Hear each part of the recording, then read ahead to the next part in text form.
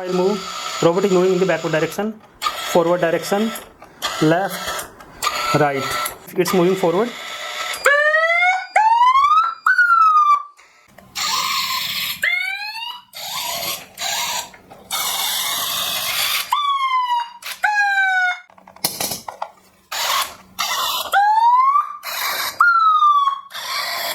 So this is our metal detector. This is high quality DM3004 metal detector. So it is capable of detecting from a very long range. This is siren. This is high power siren. Generally police use this siren, but we can use for the threat as well for this siren. And this is the high power red color indicator, which can be seen from a long distance. So sound as well as light can be seen from a long distance by the army unit if there is any threat in the front direction.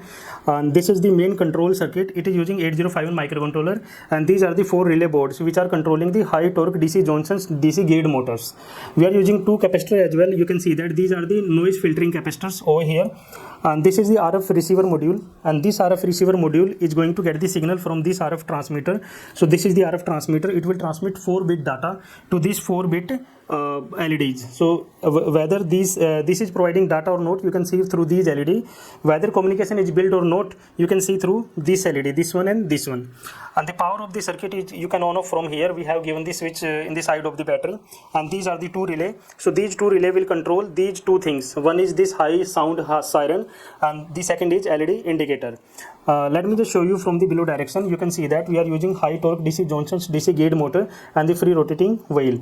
So I am using this box in the back of this robot just to show the demonstrations on the table.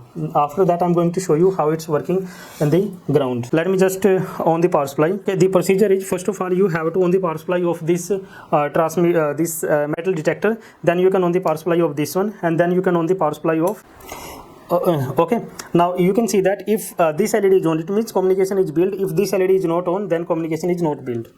If you will off it, this LED is off. If you will on it, this LED is on. This is how it's working. Now let me just give the rotation to the robot in front and back direction, or you can say motion. If I move, robot is moving in the backward direction, forward direction, left, right. And if it is moving in forward, backward and left direction, then you can see it is capable of detecting the landmines or metal as well. Like if it's moving forward, okay,